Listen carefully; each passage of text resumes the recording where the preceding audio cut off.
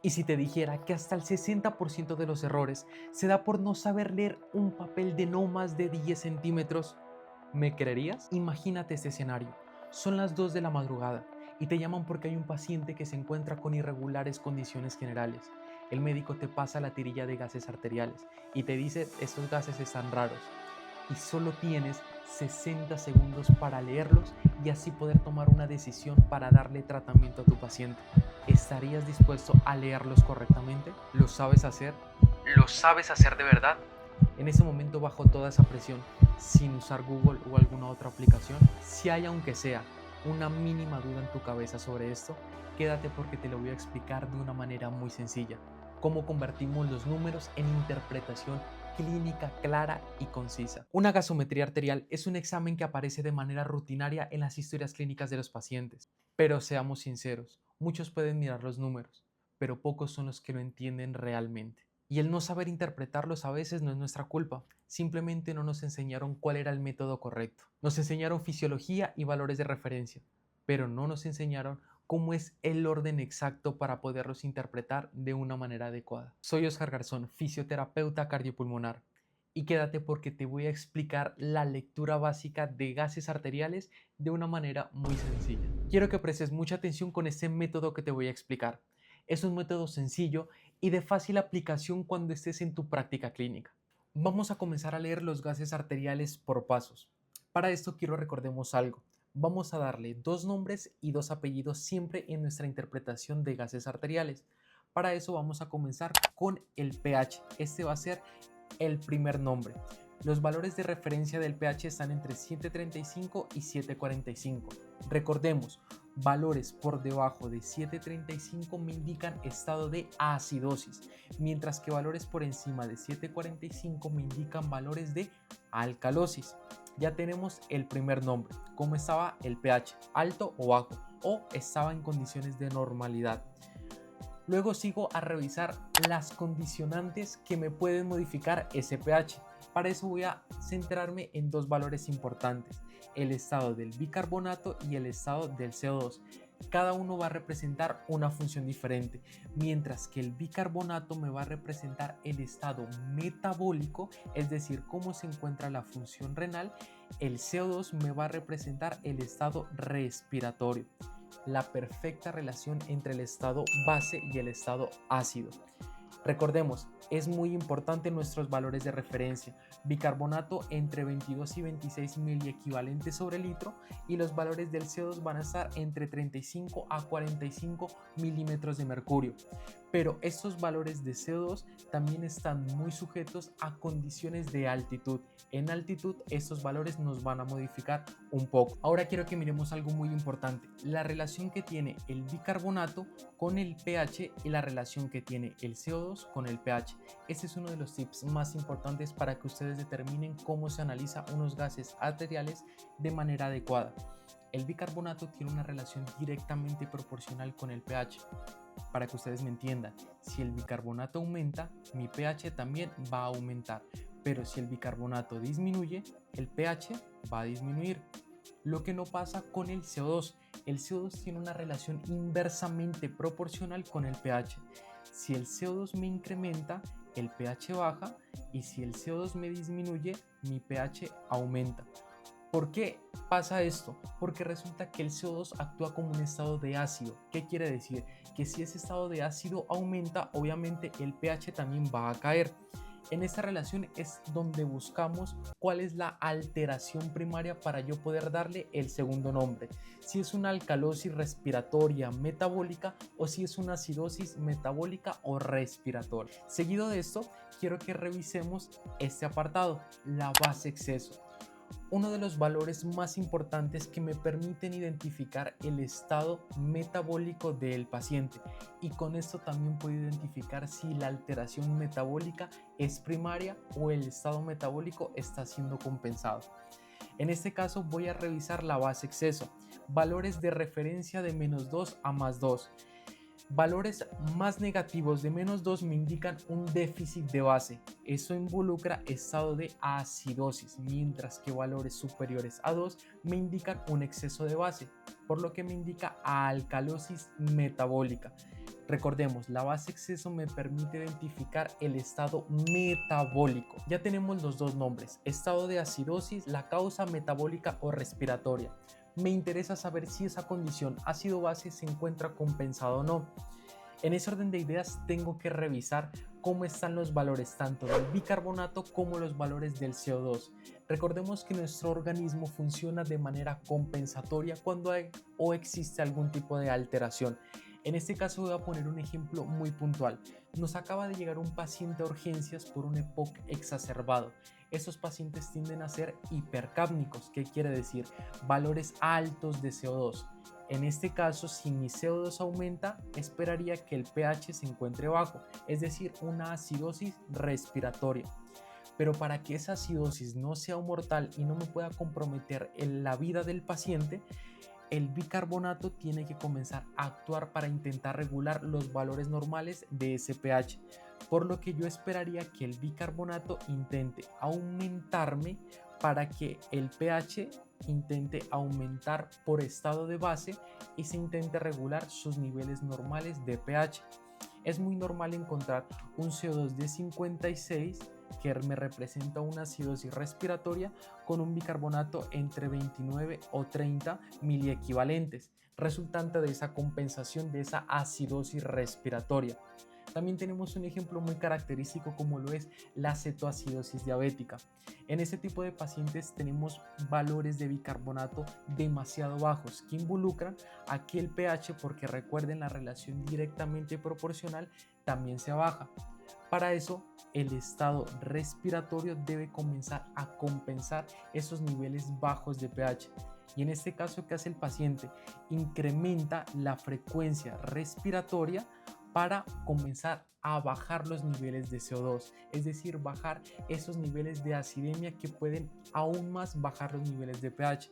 Si tengo valores bajos de CO2 y como tengo una relación inversa con el pH, esperaría llevar a mi pH a un estado neutro, es decir, a un estado compensatorio. Y aquí tenemos esa tabla que yo sé que nos la han mostrado a todos, el estado del pH con la causa respiratoria o metabólica. Miren, en este caso, la acidosis respiratoria, acidosis pH bajo, respiratoria, la relación inversamente proporcional, esperaría que el CO2 también no aumente. Ahora, si en este caso el bicarbonato se encuentra normal, quiere decir que este estado no está compensado. El bicarbonato tendría que aumentar para intentar regular esta acidosis respiratoria. Ahora pasemos por esta alcalosis metabólica. Alcalosis pH alto, metabólica, quiere decir que el bicarbonato también está alto. Para que se intente compensar esta alcalosis metabólica, mi CO2 tiene que aumentar para intentar bajar ese pH. Un poco más claro hasta ahí, ¿cierto? Importante. Cuando yo identifique alteraciones o estados metabólicos, debo saber primero si está bien compensado y cómo lo sé. En este caso les comparto la fórmula de Winters. La fórmula de Winters me permite identificar si tengo un CO2 esperado para esa acidosis metabólica. ¿Y cómo lo resultamos? Es una fórmula que es el CO2 esperado. Calculamos el bicarbonato por 1.5 y sumamos 8. El resultado de esta fórmula me va a dar mi CO2 esperado para intentar regular esa acidosis metabólica. ¿Y qué también me interesa saber cuando tengo contexto de alteración metabólica? Revisar el anion gap. El anion gap es fundamental porque me indica la brecha aniónica, la diferencia entre los cationes que tienen iones con carga positiva versus los aniones que son iones con carga negativa. En este caso también aplicamos una fórmula que me permite identificar si mi anion gap con esa alteración metabólica es alterado o se encuentra normal. Para eso les comparto esta fórmula que incluye al potasio. Sodio más potasio menos cloro más bicarbonato. Los valores normales resultan entre 12 a 16 miliequivalentes sobre litro. Cuando no decidimos o no tenemos en nuestra mano el potasio, solo vamos a usar sodio menos cloro más bicarbonato. pero con otros valores de referencia que es entre 8 a 12 miliequivalentes sobre litro. Con esto puedo identificar si mi anion gap está alterado, puedo buscar las causas que me alteren ese anion gap y así buscar el efecto terapéutico que deseo en mi paciente, versus si mi anion gap está normal. También se encuentran otras causas que me permiten identificar, diagnosticar y brindarle el mejor tratamiento a mi paciente. Ya tenemos los dos primeros nombres con su característico importante: el estado del pH, que me indica si es acidosis o alcalosis, el bicarbonato y el CO2, que me van a dar el segundo nombre si es respiratorio o metabólico, y finalmente debo saber si está compensado o descompensado. Continúo a revisar los niveles de oxigenación para darle los dos apellidos a estos gases arteriales. Para eso voy a revisar la presión arterial de oxígeno, tomando como valores de referencia de 80 a 100 milímetros de mercurio. Si tengo valores por debajo de 80, indico que tengo a mi paciente con hipoxemia. Si tengo valores superiores a 100, quiere decir que mi paciente es tendiente a la hiperoxemia. Cualquiera de estos dos valores me indica daño tisular. Recuerden, ninguno es mejor que otro. Entonces, para hablar valores por debajo de 80, voy a catalogar los niveles de hipoxemia. Hipoxemia leve entre 60 a 79 milímetros de mercurio, hipoxemia moderada entre 40 a 59 milímetros de mercurio e hipoxemia grave menor a 40 milímetros de mercurio. Estado pH, estado metabólico, respiratorio, si está compensado o no, y catalogo el nivel de oxigenación. Normo oxigenando con hipoxemia, y si el paciente tiene hipoxemia debo catalogar ese grado de hipoxemia, leve, moderado o grave. Y tenemos la función pulmonar. Aquí es muy importante hacer el análisis de la PaFiO2, o también conocido como el índice de Kirfi, la relación que me indica cómo están funcionando los gases o los niveles de oxigenación dentro de mis pulmones. En este orden de ideas tenemos que los valores normales son por encima de 300 milímetros de mercurio. Importante, si mi paciente presenta esta relación de presión arterial sobre FiO2 entre 201 y 300, quiere decir que el paciente tiene una disfunción pulmonar leve, entre 101 y 200 disfunción pulmonar moderada y menor de 100 una disfunción pulmonar severa. Ese apartado es muy importante cuando yo decida revisar y esté pensando en un paciente con SDRA. Cuando mi paciente o que quiera cumplir con los criterios de Berlín, cuando esté sospechando un paciente con síndrome de distrés respiratorio agudo. Y finalmente recordemos los pasos, hagamos un recorderis. Primero reviso pH, acidosis, alcalosis. Reviso la condición respiratoria, la condición metabólica, buscando cuál es la alteración primaria. Voy a revisar si hay compensación o no para decir si está compensado ese estado que me está perturbando el pH. Y finalmente reviso oxigenación. Y así tengo todo el nombre completo: el estado ácido-base con la característica metabólica respiratoria compensado o descompensado, el estado de oxigenación y el estado de función pulmonar. Dos nombres y dos apellidos.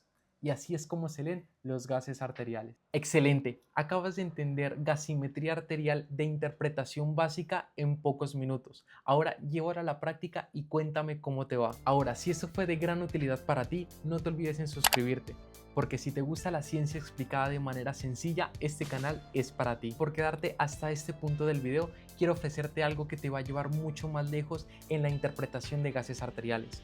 Acabo de crear un handbook o un libro de mano sobre interpretación rápida y efectiva de gasimetría arterial. No es un libro cualquiera, es una guía que te va a ayudar a interpretar de manera rápida y efectiva y de gran utilidad clínica esos gases arteriales en menos de un minuto. Y créeme que es una guía que yo hubiera querido tenerla cuando comencé en la unidad de cuidado intensivo. El link te lo dejo en la descripción.